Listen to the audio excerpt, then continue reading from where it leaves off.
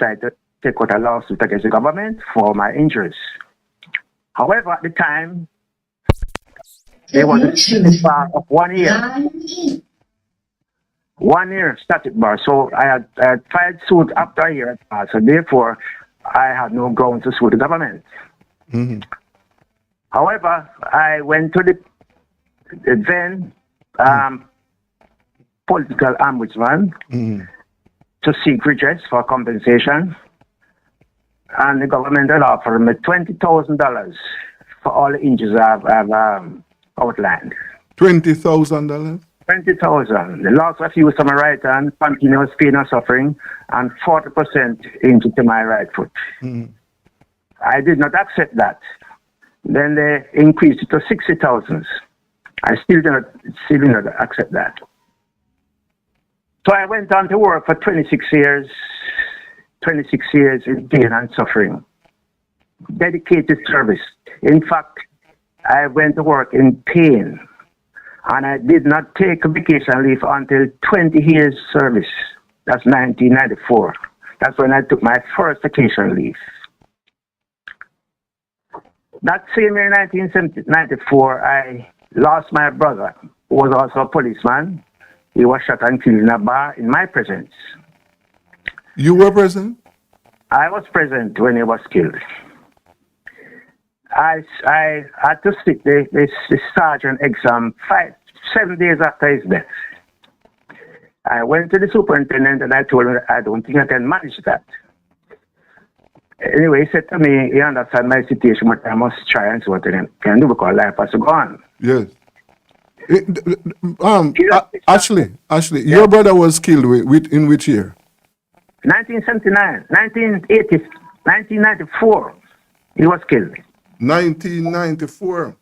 Yes. That year, roughly, we had 690 murders in Jamaica, and 6 cops were killed. So your brother was one among the 6. That is correct. He was a sergeant. He was a sergeant, did 24-year service when he was killed. Yes.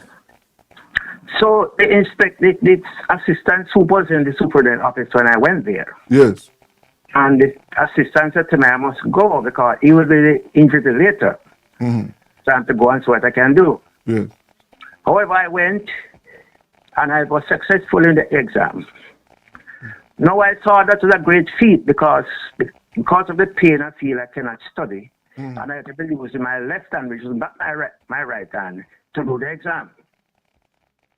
And of all Era 5, which includes St. Thomas, St. Andrew North, and St. Catherine, they had 5 passes for the entire Era 5. 3 from St. Thomas and 2 from other areas. That was 1994. I left the You were among the successful candidates? That's correct. The other 2 candidates are now officers, one senior, 1 assistant commissioner. Yes. When I left the force in 2005, I left as a corporal. So I was not promoted, although I passed my exam under trying circumstances. Yes. I'd like to say that when I was at work, I was not a desk man. I did active police duty, mainly traffic. Fatal accidents, including 5 fatalities. I was always called upon to do these type of accidents. Yes. Okay.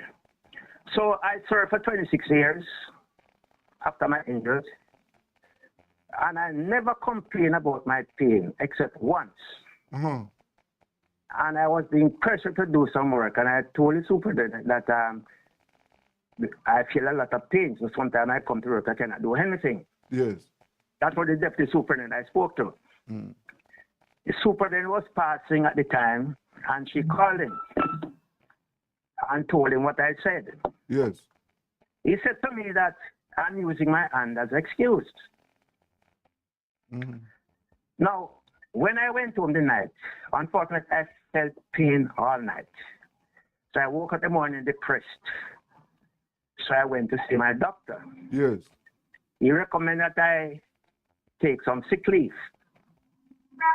So I did likewise. Months after when I, personal work, Ashley, Ashley, yes, yes. hold on there.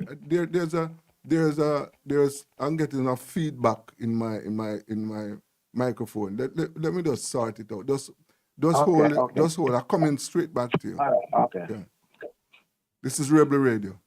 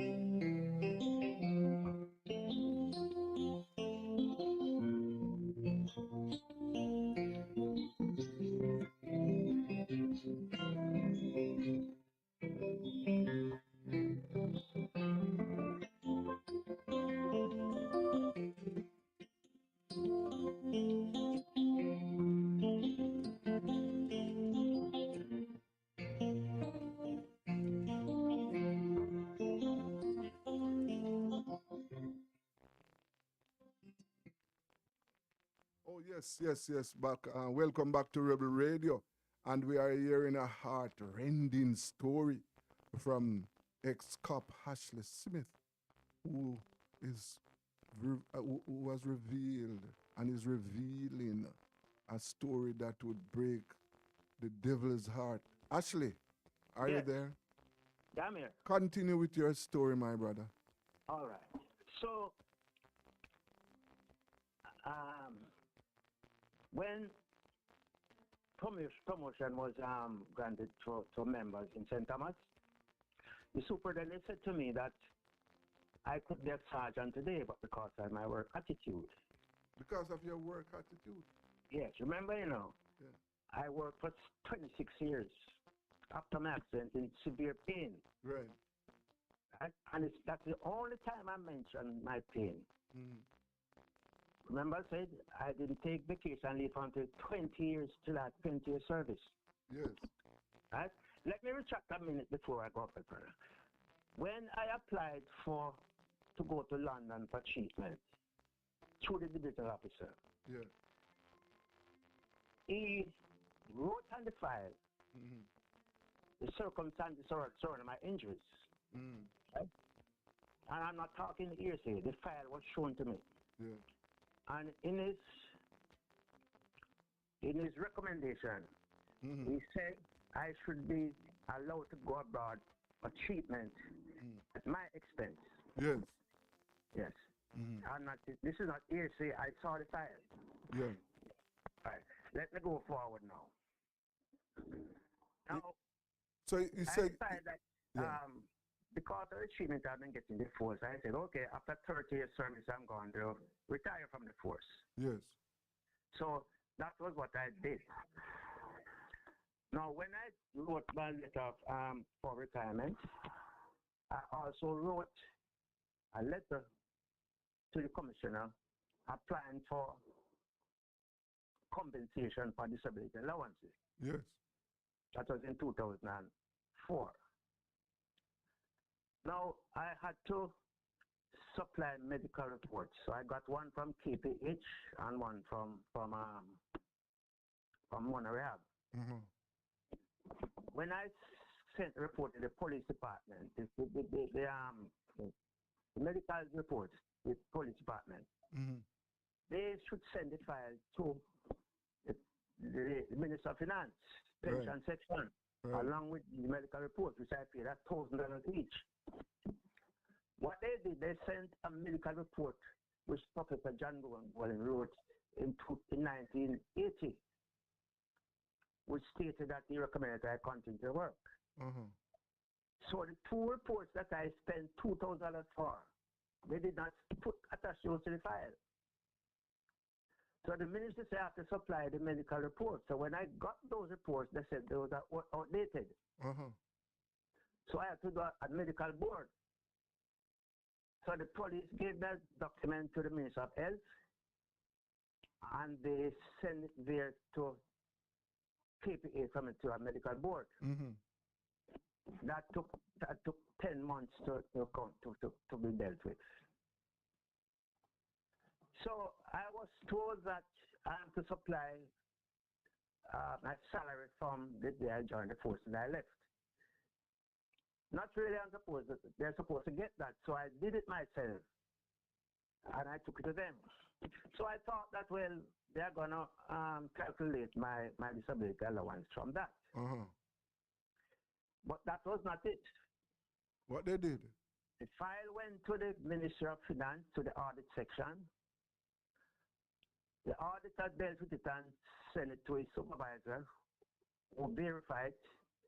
Then it was sent to the Police Services Commission, who convened a board to decide the amount that I'm supposed to get. Right. Then from the board, now it went to the Governor General. The Governor General? Yes, and then back to the Finance Ministry. So they approved $315 per month for disability allowance. $315? $315. That was when? That was when again? When? What year? That was 2009. I got that. $315 yes, monthly? So when I applied 2004, it took 5 years for them to give me $300 per month with all the run I have to do, right? So I was unsatisfied, so I wrote to the Prime Minister, whose permanent secretary told me that the Prime Minister gets thousands of letters per day. Yes. And I'm not supposed to apply it to the Prime Minister, I'm supposed to apply it to the police department. Yes. And that she sent my file to the police department. Mm-hmm. When I made checks, nothing like that. So I went to the Jamaica for Justice. Yes. They took up my case and they wrote to the Minister of Finance. They replied. They told me the minister did not respond to their letter. I spoke to the agency. I spoke to the public defender.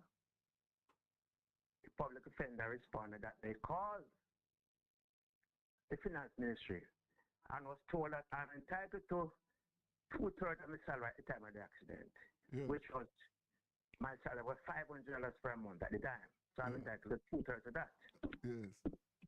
And they cannot do anything else on me, so they closed the file. Uh-huh. I made several other, I wrote to one of the print media.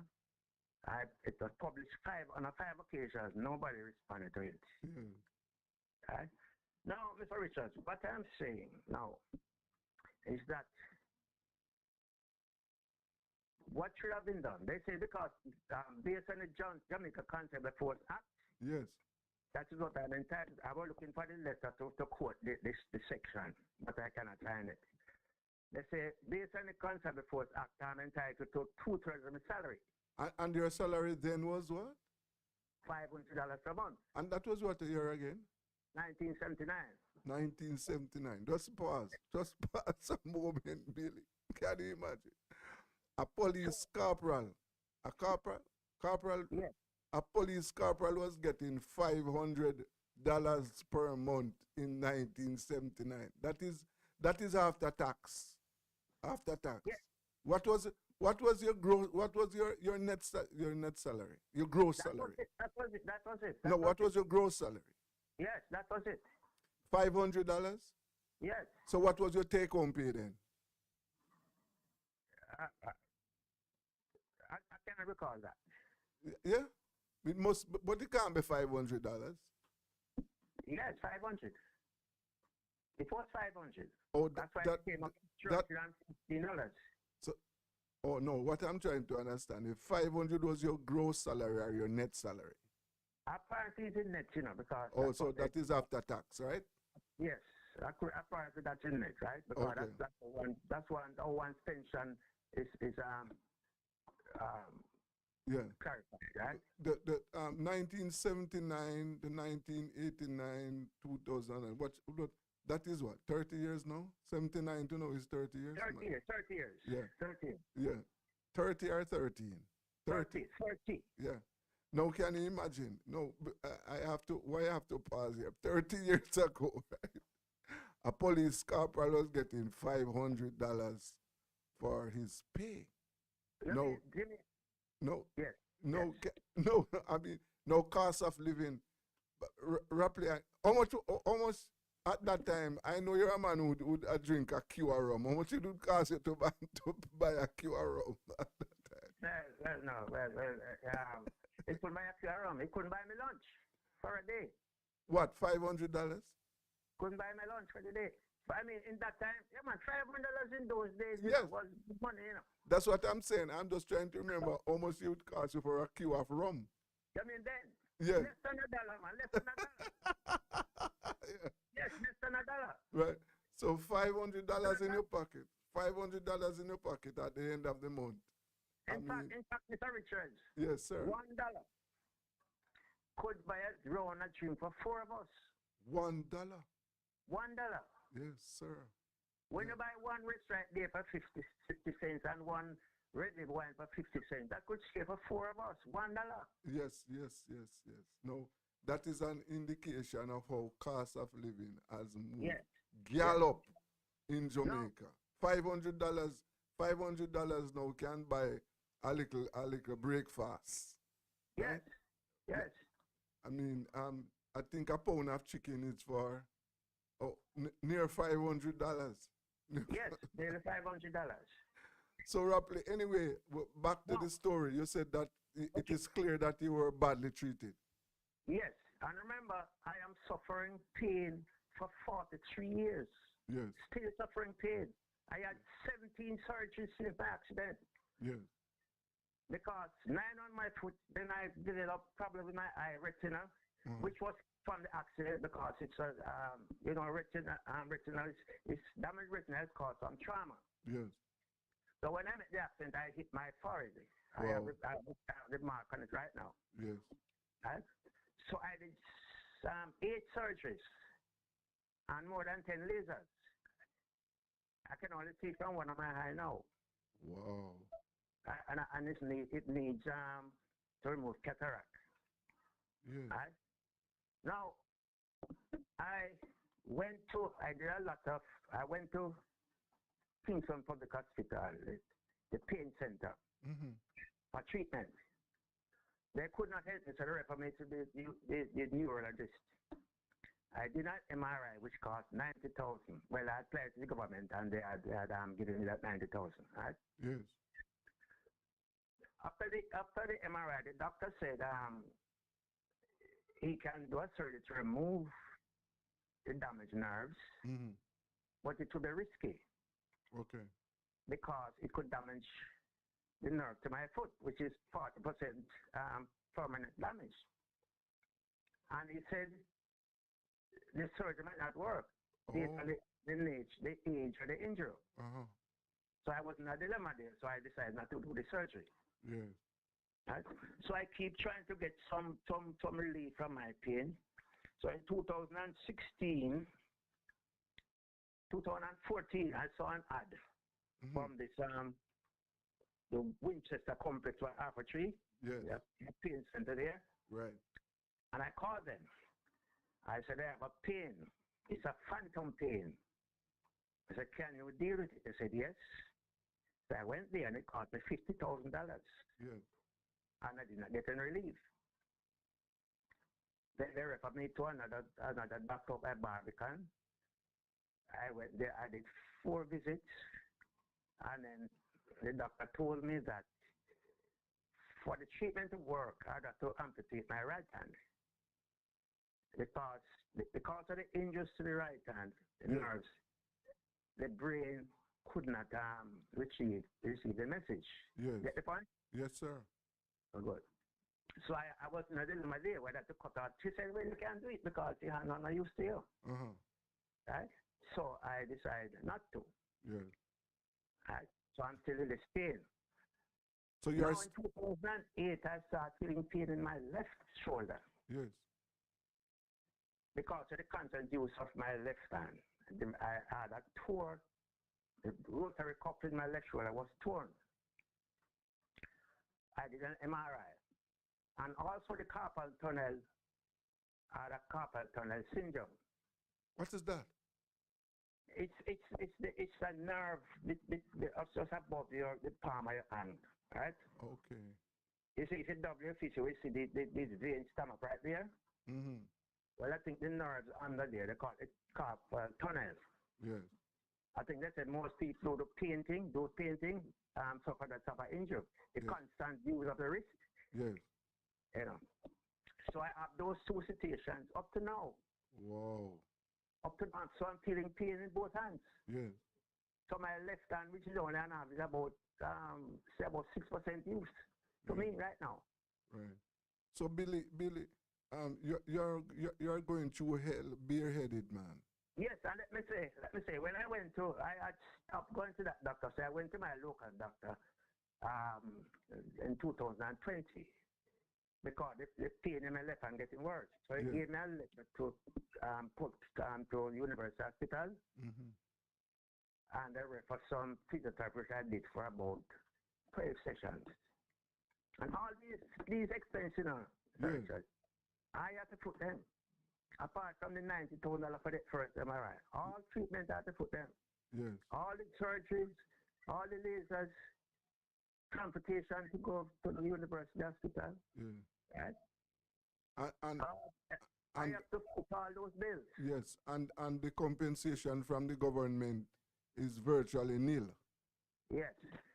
So last year, I wrote to the Minister of National Security. Yes. I told him my situation. And I was very optimistic when he replied. I did the application in January. Uh-huh. And in April, I got a response. Yes. Said they received my letter and he's going to have it investigated. And when they get a report, he will get back to me. Mm-hmm. The file was sent to the Minister of National Security in, I think, April last year. And to date, I think the officer still has it on his desk. Oh, my. Yes. I wrote a reminder to the minister in November last year, and a gentleman from his office called me. Mm-hmm. Asked me I have not heard from the police. I said, no. He called me once, but I haven't heard from him again. Mm-hmm. So we had a conversation, and based on that, he compiled a report, and he summoned it to the minister. Uh-huh. He told me that was done in December last year. I was calling him to get an update, and he said, it's no need for me to call him because the file is set to file. Mm-hmm. I called him into a secretary on several occasions, nothing. Mm-hmm. So I'm still waiting to hear something. Well, Still waiting to hear something. Yeah. And this is now, Richard, what I think, when the public defender wrote to the finance minister, right? Yes. And they quote the act from the JSF, right? What they should have done, instead of closing the file, they should have put a statement to them, mm-hmm. saying that since I'm still suffering from the injuries I received 43 years ago, that $300 should increase every time my salary is increased in the force. Yes. Right? Yes, since I'm still serving, since I'm still suffering from my injuries. Right? So this is what the public defender should have done, mm-hmm. instead of closing my file. Yes. Understand? Yeah. So this is what I put to the gentleman at the minister's office. Mm-hmm. Right? Said they should look into that way. And it will not help me to help other policemen, other police person who might get injured on the job. Right. So what has to be done now, Mr. is for them to take my matter to the cabinet. Yes. And have this act amended. Yes. Because you cannot give a person, you cannot recommend a static gratuity. Yes. In an environment where cost of living is moving like a locomotive train. Yes. And the person is suffering from the injuries. Yeah.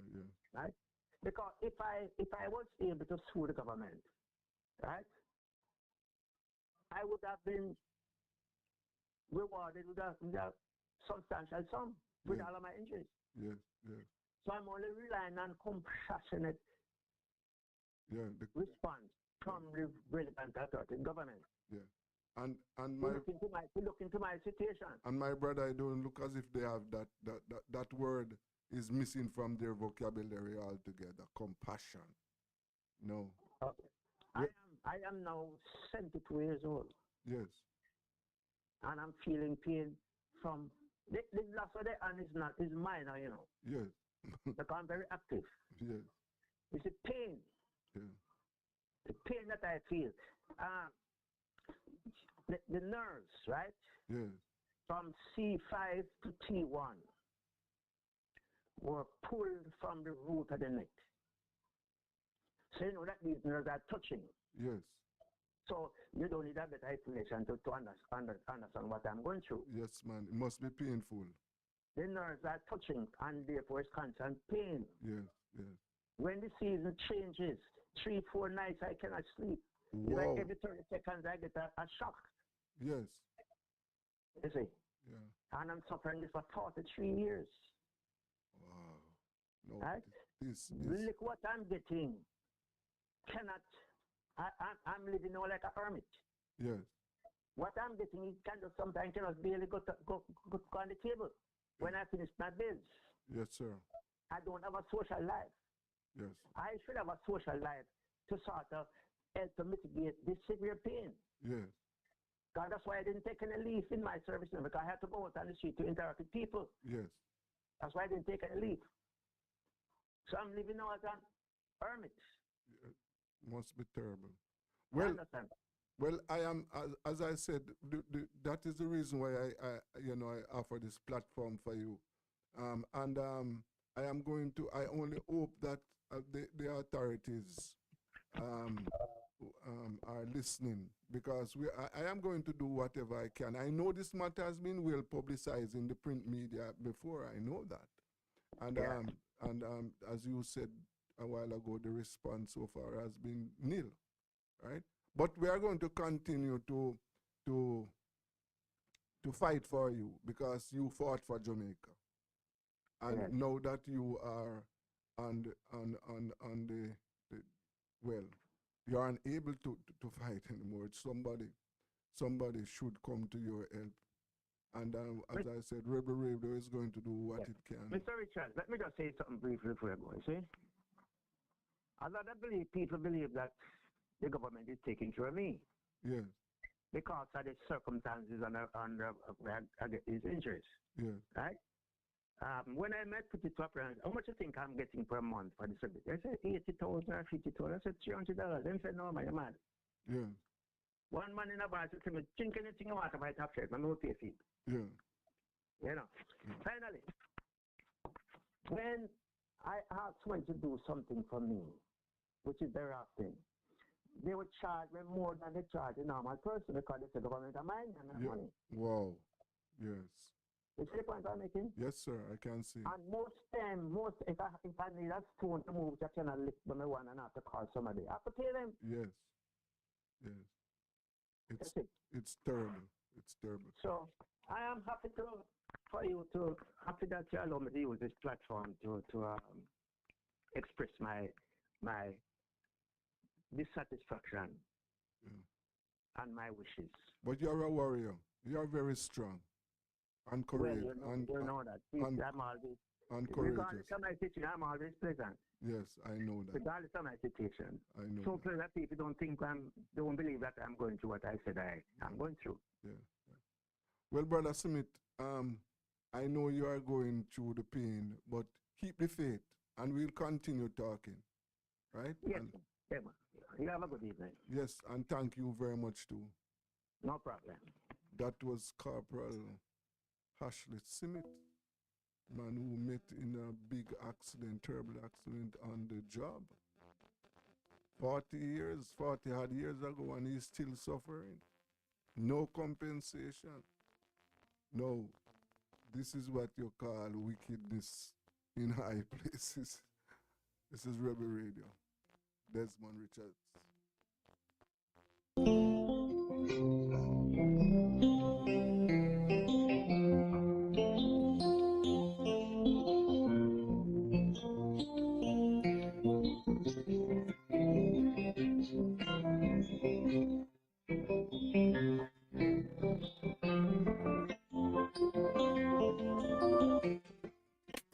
Do it for your best life. Go check your HIV status. So keep your life trending, no pretending. Me I tell you if you do it for you, do it for you. Every time you are link with a condom, coulda husband, coulda wife, coulda be a random. Condom connect and protect your profile. Be your own fan. Do it for your best life. Do it for your best life. Do it. Don't put yourself at risk. Condom connect every time. Do it for your best life. Do it. Ever wanted to share what you know about a crime, but were too afraid? At Crime Stop, we make it easy for you to report on crimes safely and 100% anonymously. All it takes is 4 simple steps. First, contact the tip line at 311 or visit www.crimestop.org or www.311tips.com. Then share what you know anonymously with one of our trained counselors. Any information related to criminal activity is accepted. We don't want to know your identity. We don't record calls or use star 69, and there is no way of tracing tips over the phone or online. You'll also be given a file number for your tip. Next, track the progress of your tip by calling our tip line at 311 and quoting your file number. Finally, if your tip leads to success, you will be eligible for a cash reward. Rewards will be paid out upon request through a trusted disbursement agency with verification process to ensure that your identity remains hidden. Share what you know anonymously. Keep it island clean and so clean.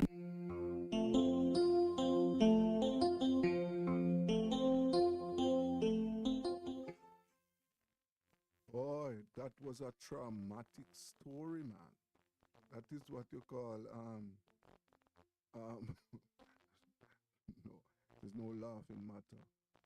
But for this story, a man who served the country for 31 years suffered an accident on the job 40 odd years ago, and he's still suffering. And the state, this is what you call an uncaring state. And the state actors, they are fully aware. Not all of them, but the relevant state actors were informed about this, and they did nothing. Now, this is an example for serving members of the Constabulary Force to take note of. We're appealing to the authorities to do something for Corporal Ashley Smith before he died. Come on. Inspector, we lost you earlier on. You should be on to really listen to the plight of your colleague. It was a heart-rending story. I don't know if you during your time you knew of this accident with Corporal Ashley Smith, but it is a pity that we lost you, that you were not able to listen to him. Anyway, the floor is yours. Go ahead now and tell us your story. Well, good evening. Yes, good evening again, sir. I was enlisted in the constabulary in January of 1974, and I would have served in several divisions across the island. Yes. Basically, I would have worked in every parish in the island of Jamaica. You mean all 14 parishes? All 14 parish, but not stationed in all 14. Okay. But I worked in all 14 parishes due to the fact that I was assigned to some sections like the flying squad and the mobile reserve in particular. Okay. So these two sections, because of assigning to these sections, I would have the opportunity to work stint in all the parishes. Yes, sir. From say 2 weeks, 3 weeks, months.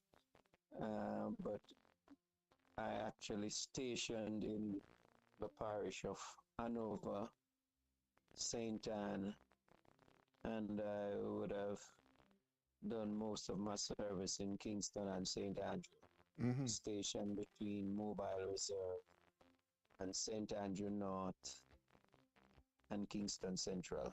Okay, I see. So between there, I would have spent like 9 years at the Mobile Reserve. That was my alma mater, Yeah. so to speak. Then I would move on to St. Andrew North, where I at Constant Spring, where I spent 4 years between Constant Spring and Stonehill. Yes. Then I was assigned to a flying squad at CIB headquarters. There I spent 2 years, then I was transferred to Central, Kingston Central temporary, where I spent 2 years. Then I went back to the flying squad and spent another 2 years at the flying squad. Moved on to the Special Anti-Crime Task Force, Yes. ACID as it was called back then. And I Oh. spent 4 years there. From there, I was transferred to Hanover. I spent 5 years in Hanover, transfer from Hanover to St. Anne, spent 4 years in St. Anne. Then I was transferred to Kingston Central in 2006, where I spent the latter years of my career. Okay. When I was actually dismissed from the force. Most people didn't realize that I was dismissed from the force unless they were reading the force orders or they were abreast with what was going on. Because at that time in 2014, I should actually be retiring in December of 2014, but unfortunately it was dismissal because I had a matter before the court. Inspector, that incident, if I recall, that incident was with one that was well publicized, if I recall right. That incident was an incident involving the late Dr. Jephthah Ford. Am I correct? No. Most people have it wrong. It has nothing to do with Jephthah Ford. Okay. Jephthah Ford incident was separate and apart, but he played a pivotal role in where I was dismissed because if you don't have a matter in court, why would you on a day when the matter is down for the matter before the court is known for a verdict, Yes. so to speak, why would you come to court with a throng of your supporters and fill the courtroom? What sort of influence that would bring to the proceedings? Yes. So if you can imagine. So why I can't? Why was he there? Why was he there with his supporters to do what? Well, it was clear political. The judge who tried my case, Dr. Ford, was her doctor, her baby father, and Dr. Ford, and her landlord at the time, that I get to understand after all of this drama was unfolded. They're all friends. They are all associates of the People's National Party. Oh. Because I was charged for an assault which took place in the line of duty. I led a team of police officers, like about 25 police officers and myself. At 4:30 one Sunday morning, 4:30 a.m. to turn off a dance that was in progress in Albert Town, right in front of the police station. Uh-huh. And after successfully having the dance turn off and about to leave, we were met by this gentleman who came up to ask why I come there to turn off his dance and he had permission. I said, well, you have permission to keep the dance, but you have breached the permission because The whole has passed.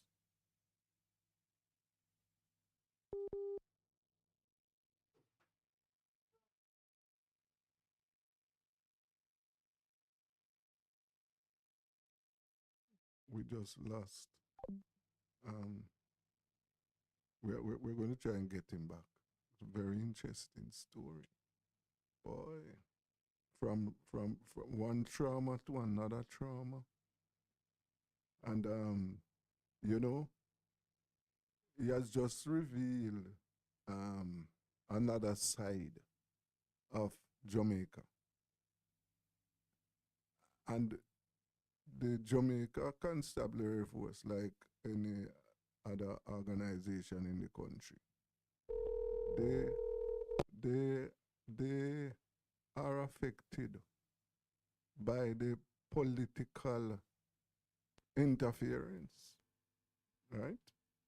And here is one case where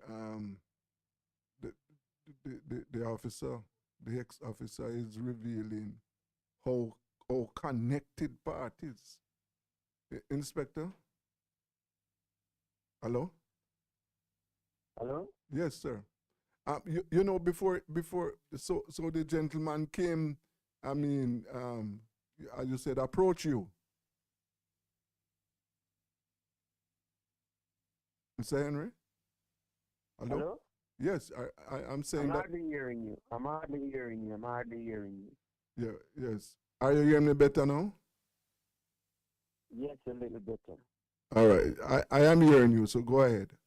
You said that the gentleman at the party, apparently he was the person who was in charge of the party, approached the police. Yes, so after I would have outlined to him about why the party was turned off, you know, patrons took offense to it and they start stone us and with stones and bottles, all those beer bottles and things start coming at us, and we have to take aggressive action out there behind vehicles that were parked there, and so tear gas was thrown in the crowd of people, Yes. and then gunshot starts firing, and You mean they start we firing had at the to police? return. Yes, at the police. So a few of my men who were on the ground with me, they returned fire, and then I can remember I had like about 2 tear gas canisters I threw them in the crowd, and this is when the whole incident subsided, and you know they ran in all different directions, and because the area in Almond Town where it happened, they have a lot of side streets and avenue, so they ran off out into the road circle and further back into the community Right. in Almond Town. So Mm. that was what I was charged for. Okay. And Corporal, who was with me that morning, and myself, we were charged jointly. However, when I went to court, the charges were changed. I was the only person charged for assault, Mm-hmm. assaulting the man who actually hosts the party. Yes. But That was we what? were Common both assault? charged. That was what? Common assault? The assault OB harm. Okay.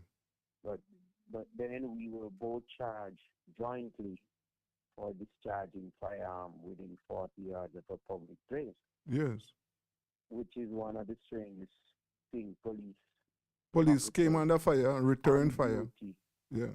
Yes, you are on duty properly dressed on operation and you are charged for discharging firearm within 40 yards of a public place after you come under attack.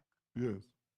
So that was the situation, and then it was that incident happened in 2006, and then in 2009 I was charged for that because the incident with Dr. Ford would have happened in 2007, April 2007. Yes. But then Dr. Ford was charged by the police for assaulting the other three officers, another officer and myself Yes. for that incident over in Portmore. Yes. Yes. So we had him before the court. However, strangely, they presented evidence at the gun court. From where they got those evidence, I don't know, because none of us as witness and complainant in that matter didn't give any member of the investigating team or the DPP any statement of sort to say Dr. Ford shoot at us.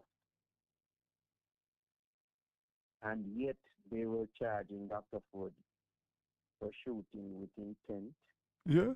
illegal possession of firearm, when all we said, he pulled a firearm and pointed that firearm in my direction and threatened me Right.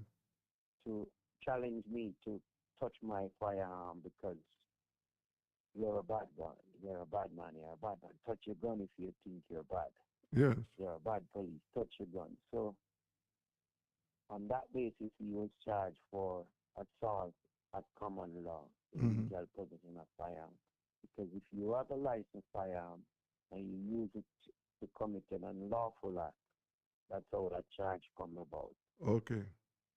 So the judge at the time, Mr. Donald McIntosh, he out the case, no, the Crown Counsel out the case and asked for amendment to be made to the indictment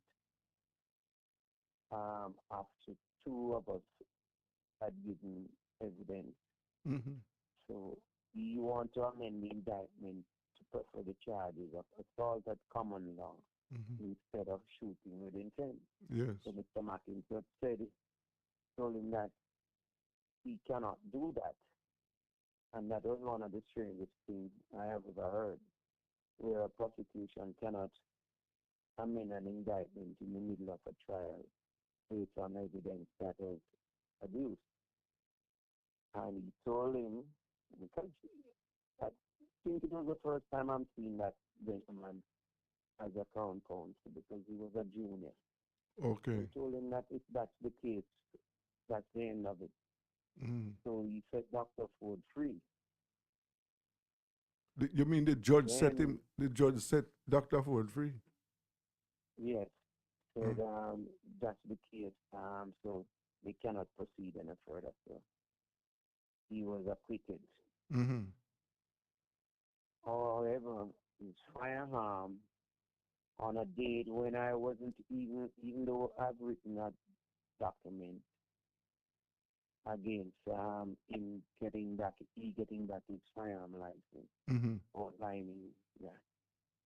I came to work one day only to have heard that Dr. Ford came to the station the day before and his firearm, which was in storage, was returned to him, authorized by the superintendent.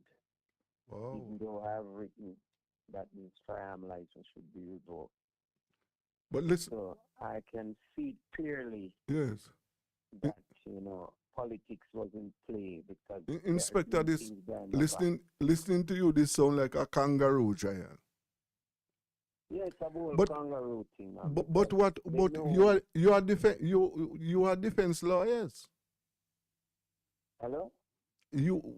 I said you are defense lawyers. What I mean, how they What were your defense lawyers doing during all this time? My defense lawyer. Yes. No, well, we didn't have any lawyer on our case, you know.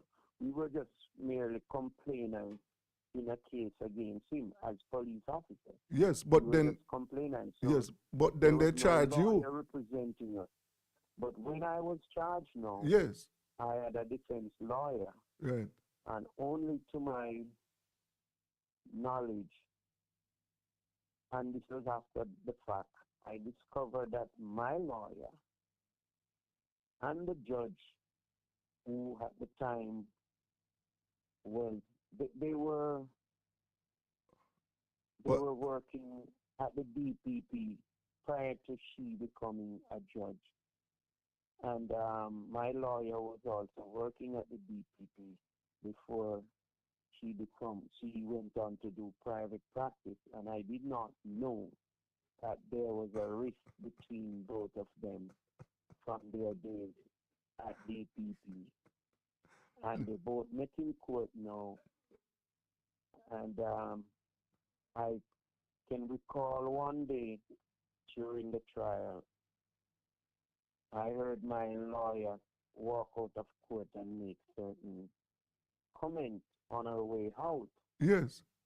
And, you know, she was saying the girl and things. Like, you know, she would say something like, the girl must think afraid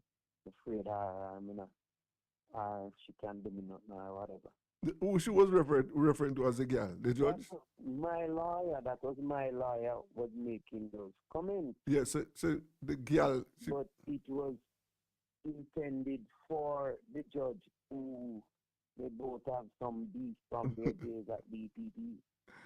Boy. You know, because my lawyer, I'm not afraid of anybody, so I'm not afraid to call her name. But she was Linda Wright.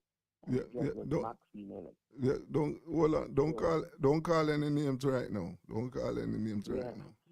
Yeah. You know, it's all over and done. So, you know, my brother. Yeah.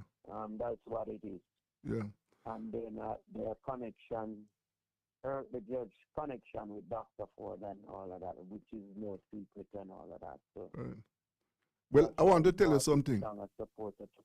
Inspector, I want to tell you something. I want you back on this program. I'm a former inspector, say former. yeah. Ex-detective.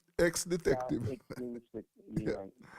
I want you back on this program because this story, we have to bring this story to a closure. We have to stop right now because of time.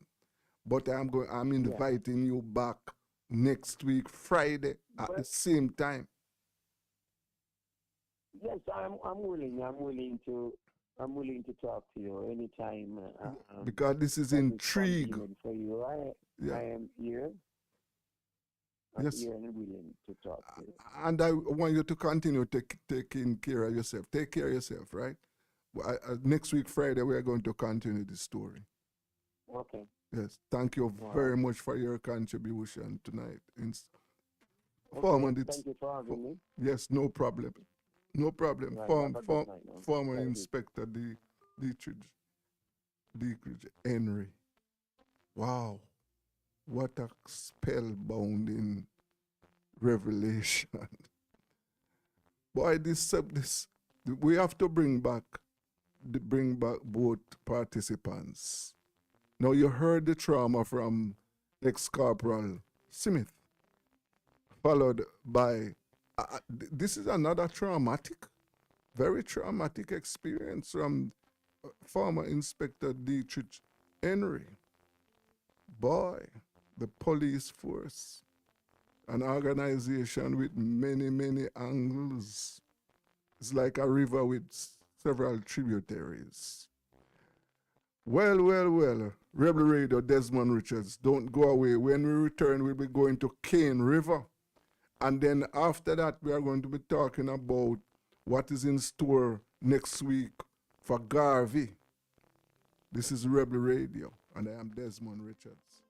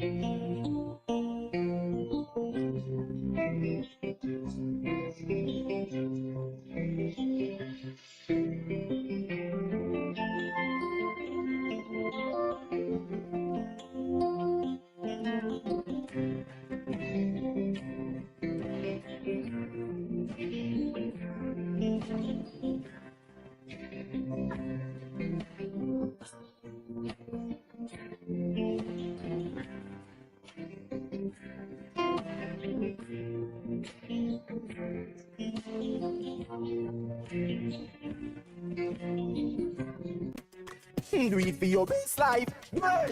Go check your HIV status. Yeah. So keep your life trending, no pretending. Me I tell you if you do it for you, do it for you. Every time you are link with a condom, coulda husband, coulda wife, coulda be a random condom connect and protect your profile. Be your own fan. Do it for your best life. Do it for your best life. Do it. Don't put yourself at risk. Condom connect every time. Do it for your best life. Do it. Ever wanted to share what you know about a crime, but were too afraid? At Crime Stop, we make it easy for you to report on crimes safely and 100% anonymously. All it takes is 4 simple steps. First, contact the tip line at 311 or visit www.crimestop.org or www.311tips.com. Then share what you know anonymously with one of our trained counselors. Any information related to criminal activity is accepted. We don't want to know your identity. We don't record calls or use star 69, and there is no way of tracing tips over the phone or online. You'll also be given a file number for your tip. Next, track the progress of your tip by calling our tip line at 311 and quoting your file number. Finally, if your tip leads to success, you will be eligible for a cash reward. Rewards will be paid out upon request through a trusted disbursement agency with verification process to ensure that your identity remains hidden. Share what you know anonymously. Keep we Contact island clean and so clean. From the peaks to the beach, so clean. No dirty up Jamaica, please don't do it. Keep we island clean, so clean. From the peaks to the beach, so clean. No dirty up Jamaica, please don't do it. No dash no paper, no dash no plastic. Dispose your garbage responsibly. No know how to recycle, learn it quick. And if you drop it, better pick up every piece of it. Plastics last forever, don't forget the bits. Cause when them touch the street, them end up in the sea. Collect pan the reef where they fish them feed. And when you want seafood, I eat your Keep we eat. island clean, so clean. From the peaks to the beach, so clean. No dirty up Jamaica, please don't do it. No dirty up Jamaica, no dirty up Jamaica, no dirty up Jamaica, no dirty up Jamaica. With a message to you from myself and the Ministry of Health and Wellness. Shenyang, everyone fi wear a mask with the numbers drop. I don't want COVID, lay you down flat. Nose and mouth you fi cover up that. Oh oh. Sanitizer, get hospitalized. Fight the virus and fight for your life, yeah. Nobody talk about say you no response no more. Don't be reckless, cause you test us so you no have. You can still get the virus from somebody. Don't be reckless, cause you test us so you no have. You can still get the virus. So keep the numbers down. Protect yourself and the people around. COVID in town, 6 feet apart. 6 feet in the ground, yeah. Keep the numbers down. Protect yourself and the people around. COVID in town, 6 feet apart. 6 feet in the ground. Hey, stay alive, stay alive.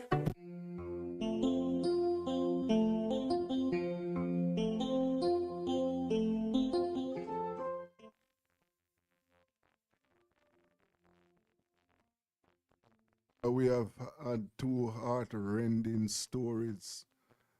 Time to get some lively happenings. Now we're going to Cane River, and in the coming week, we are going to be having the people in Cane River. The community council, as a matter of fact, is putting on some events, and we have with us to tell us about what is happening, Miss Anne-Marie Clue. Anne-Marie, how are you? I'm good. Okay. So tell us, what is going to happen at Cane River next week? Is it that the river is going to come down? Alright. We have revived the county. It was dormant for a couple years, well. Yes. So we have revived it. This year would have been 1 year since we have revived it. Started last year, October. That's good. So we want to sort of put things in perspective and let the community become aware of what we have been doing. So we have planned a series of events to mark the occasion. The first one is a prayer breakfast. That will be on the 17th. That's yours day in the morning between 7 a.m. and 10 a.m. Right? We want to ask God's blessing and guidance on the community. We know that a lot of things have happened in our community. Not really different from any other community, but as communities come and things occur, but we want to put ours in a different light. Okay. So we're asking God blessing on the community and on the projects that we are about to do and will do and continue to do in the future. We have come up with a theme for the event. It's reimagining and building a thriving Cane River community through economic and social intervention. And with that, we are remembering the past, charting the present, and visioning the future. So we are looking forward here. We want to Tell me, lift up your voice a little and tell me about the community in a different light, because we want to market ourselves to the outside communities. We want us to be like a beacon. All right. So the second event is a Senior Citizens Day on the 22nd of October. In that event, we are partnering with the National Senior Citizens Association, and also with Food for the Poor. We want to have a day, a special day for our seniors. We know that they don't come out that often to meet, and COVID has placed them in a very difficult position.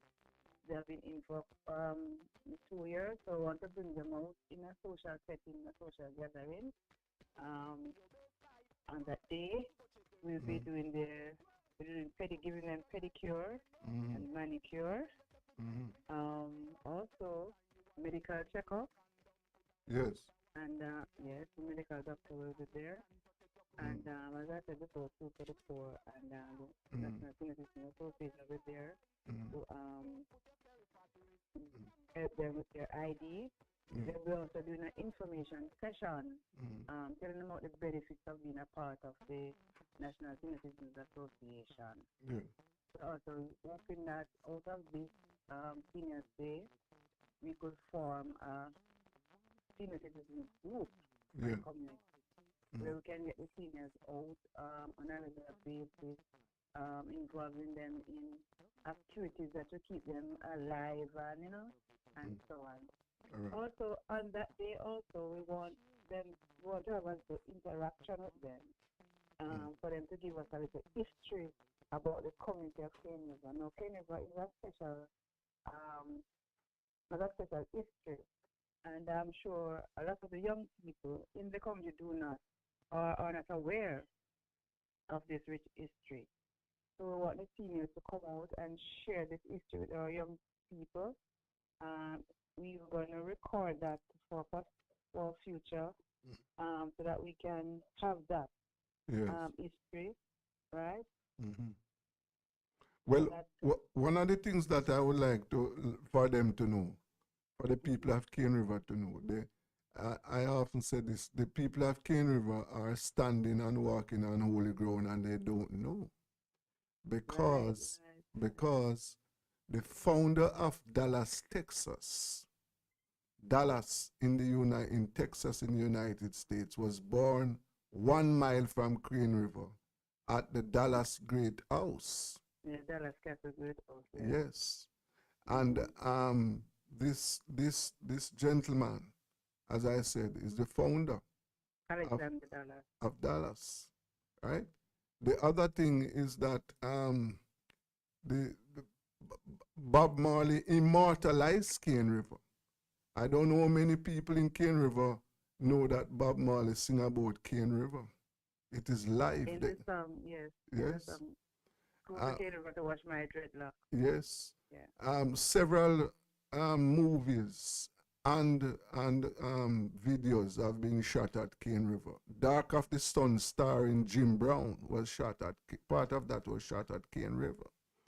Children, children, come to the river. Yeah, that was done at Cane River and many others. So,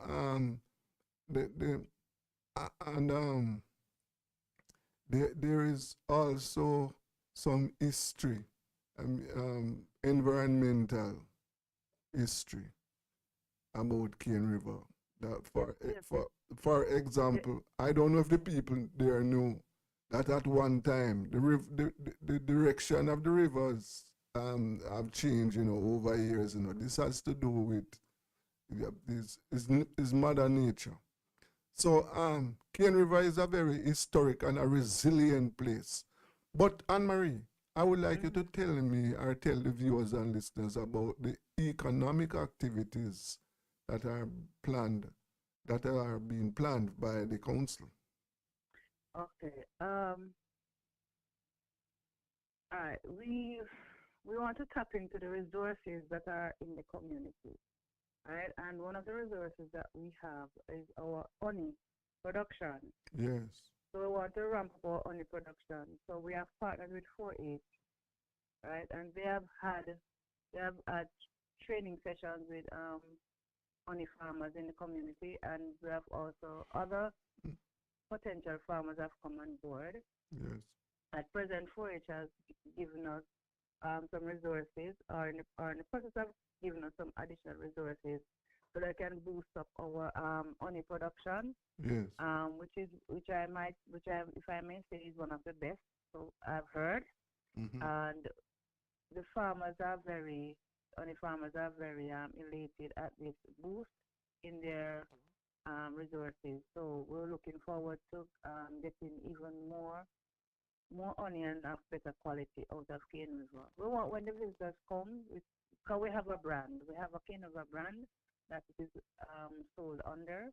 Yes. And when our visitors come to Cane River, they can say, "Oh, I bought a bottle of honey from Cane River, and it was really good, and come back for more." All right. Another thing that we want to do is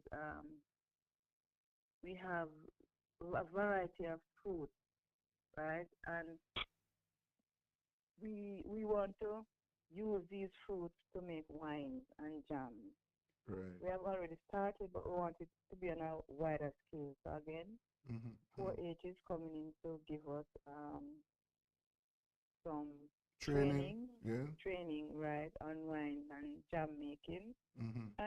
And when we started out, we looked around, we did our map, we looked around, and we saw that yes, we might have, some might say, "Oh, there's nothing there, we don't have nothing," but at a closer inspection, we realize that yes, we have resources, that we can tap into these resources to become economically viable, especially for our women who stay at home and have very limited resources. So we want these stay-at-home mothers or stay-at-home men who to find other ways, I mean, of making a living, right, through these projects, through honeybee rearing and through wines and jams. We're Well, also thinking of the river itself, right? We're thinking about having using the fish aquaponics, using the river for that, right? Because we have we call it Janga mullet. yeah, We want to we want to utilize the resources in the community. So we want when the tourists are coming from Kingston and driving through, they can probably get a cup of Janga soup or roasted Janga to feast on, yeah, as one of our resources in the community. right, Right, want to tap into those right. things. Mm. We're also looking at a water bottling plant. So we have a natural water source in the community, Yeah, and we want to tap into that again as one way of making something useful for the community that can bring in a revenue again. okay, And so we're thinking of all these ways of bringing Cane River back to the forefront again.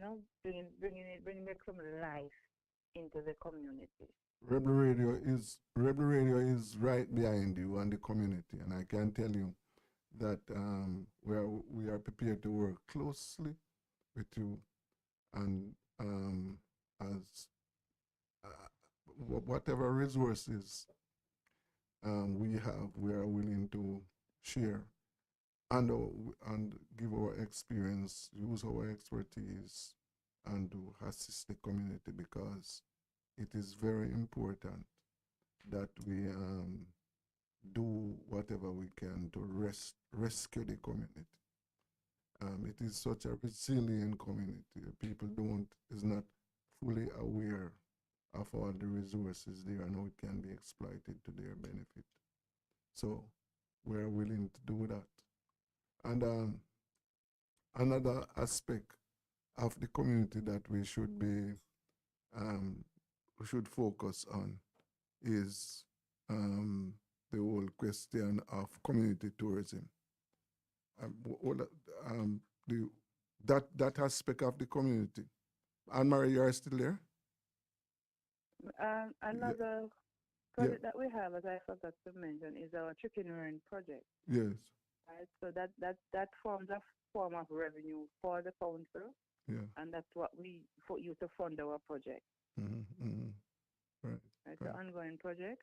Yes. So we did our fundraising and we started out, and we find we are going to use that as a way of bringing in money into the council coffers, and we use that money in return to benefit the community. Okay. And the last, we have another event, and that will be a community sports day, because of course we want the community to see what the council is doing. We want them to rally behind us. We want them to come out. So what kind of sport you are going to be having that day? It's like an old time thing, So we're going to have hula hoop. We're going to have tug of war. Building team. Okay. Team building like. Yeah. So we want that kind of support. So we want everybody to come out. Yes. On the 30th of October. Okay, that 30th is what day? Sunday? That's Sunday. Okay, all right. That's Sunday afternoon. Well, Cane River is on the move, and we just want to rally the residents in Cane River and surrounding communities to get behind these activities, because the benefits are for all members of the community. I'm sure about that. And as I said, that there are resources there to be exploited so that all the members of the community can benefit. And one thing we want to do is to appeal to the authorities now to deal with the public amenities, like for example the road. The roads in Cane River and adjoining districts were damaged, most of them from 2004 Hurricane Ivan.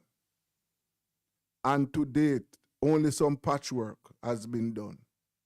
Millions were spent at the bridge near to the church there, where we are going to be having that function later this next week. And when the rain came, everything was washed away. So right now that section of the road is very dangerous, very dangerous.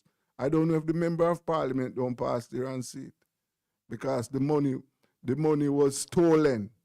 The funds to repair the road was stolen by JLP supporters, and I have the evidence to prove it, right?